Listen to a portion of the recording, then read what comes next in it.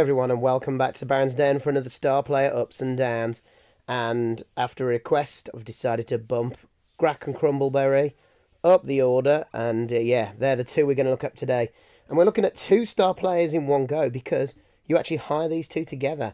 As per the last edition, you spend £250,000 and you get Grak and Crumbleberry. They are definitely a dynamic duo.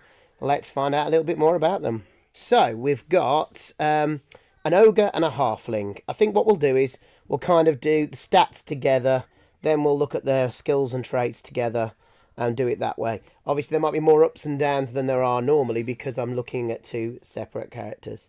So first of all we'll do movement, and obviously they're both movement 5, which for an ogre and for a halfling it's average. I think it would be harsh for me to give them a red down for their movement based on that is their average player's movement. It's not great, but given other things they've got going for them, I certainly don't think it's a disaster, so I don't think I can give them a down for that. And then we come to their strength. So I've been given strength 5 2 ups, and I've been given strength 2 a down, so I think it's only fair we do the same here. Obviously Crumbleberry's strength means that he is vulnerable, and Grak's strength means that he is a heavy hitter, so we can give out the ups and downs accordingly. And the same with the agility. So Crumbleberry's agility is okay, especially with his stunty. It means that he's rather reliably dodging on a 3+ with a reroll, whereas poor old Grak at a 4+ with loner, he's not dodging anywhere anytime soon. Got no dodge skill, obviously, and he's not going to be great at picking up the ball either, so that's a down, I'm afraid, for that. Then we go on to the passing. Now, I don't think it's that important for Crumbleberry to have good passing, so I'm not even going to judge his 5+ passing, but I'm going to give Grak an up for his 3+ passing, 4+ passing, because considering he's got the kick teammate ability, it does mean that you're going to be utilising his passing skill. So I think he deserves an up for that. And finally, we'll look at armour, and obviously with Grak with armour 10+, which is above average, but Crumbleberry very low on armour 7+, I think I can give the up and down out accordingly. So we get to the end of their stats, and really there's 4 ups, 3 downs, so nothing too amazing at this point.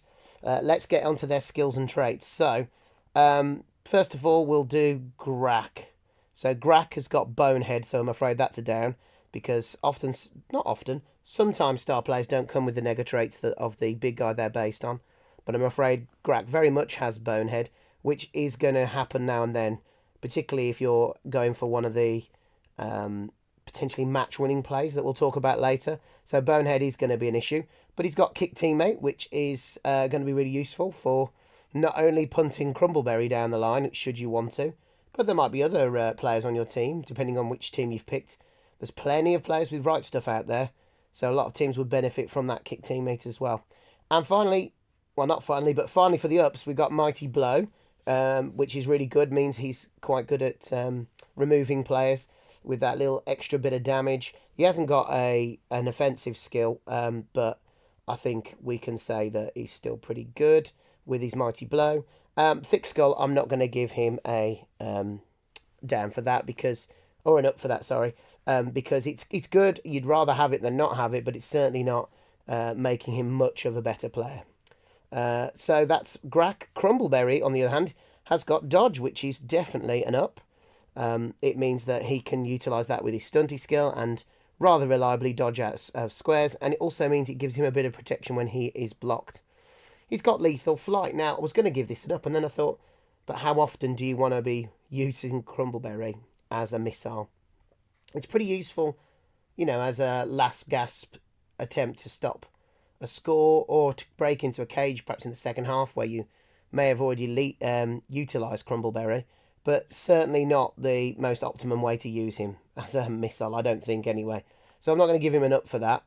Obviously, he's got Loner, which we're not going to be worried about. We've got Right Stuff, which is useful. I'm not going to give it an up, obviously, because all of the little ones come with, well, not all of them. Most stunty players come with Right Stuff and have the potential to be thrown. But now there might be a better way of utilising Crumbleberry than throwing him down the pitch, or kicking him down the pitch, I should say.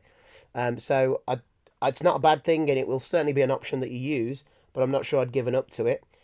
He's got Stunty, which again comes with its pros and cons, so I'm not going to give him an up or a down for that. But he does have Sure Hands, which is great on a stunty little player. Means he can pick up the ball rather more reliably on that 3+ with a reroll, and it does make him a decent little ball carrier. Right, we've got who they play for, and they play for... Oh, sorry, that was the up for the sure hands. And they play for any team, which is another up, because it means that they have full access across any single team in the game, including Undead.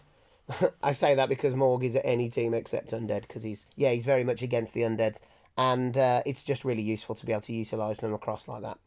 Right, let's get on to the main reason, though, that we're looking at Grak and Crumbleberry, and that is their special rule. I'll carry you. And this is a bit of a dual rule, so I'm going to read them both out one after the other. Grak and Crumbleberry must be hired as a pair. Additionally, once per half, if Grak begins his activation adjacent to Crumbleberry, he may pick up Crumbleberry, temporarily remove Crumbleberry from the pitch. At the end of Grak's activation, place Crumbleberry in an unoccupied square adjacent to Grak. Grak, and then over onto the Crumbleberry side, Grak and Crumbleberry must be hired as a pair. Additionally, whilst Crumbleberry is being carried by Grak, Grak gains the break, tackle, and dodge skills. So that's pretty big. So what we're saying that Grak could begin his activation. He's got Crumbleberry next to him. He picks up Crumbleberry. They say remove him from the pitch because you can't actually put Crumbleberry in his arms physically on the table. So he's essentially in Grak's arms. And then at that point, Grak gains dodge and break tackle. He can then move forward 5 squares because of his movement and proceed down the pitch and then place Crumbleberry in an adjacent square. Now, that adjacent square could be in front of Grak. So Crumbleberry could have moved forward 7 squares because he could have been behind Grak to begin with. Then he's been picked up by Grak, moved 5 squares, and then placed in front of Grak, which would be 7 squares of movement. And then there's nothing here to say that eats Crumbleberry's activation. So if he hasn't already activated this turn, Crumbleberry that could then activate and move 5 spaces without having to do any sort of sprinting, which is coverage of 12 squares. Which is pretty amazing, isn't it? It's pretty amazing. 12 squares of movement with only the bonehead roll, technically. Now, obviously, if there's going to be players in the way. But if he's got break, tackle, and dodge when Grak's moving, he's going to be dodging at least one of those on a 2+ with the dodge skill. So even if he's got to get out of a square to move around somebody, it's still great, and it still gives you so many squares of movement. So it's brilliant, and I can't see, and it gives you 1 scoring potential. If in the kick you can get the ball to Crumbleberry without activating him, and he's just behind Grak and Grak's on the line, Grak can then move forward 5 squares, place Crumbleberry in front of him, so Crumbleberry's 6 squares in, and then that means he should be 7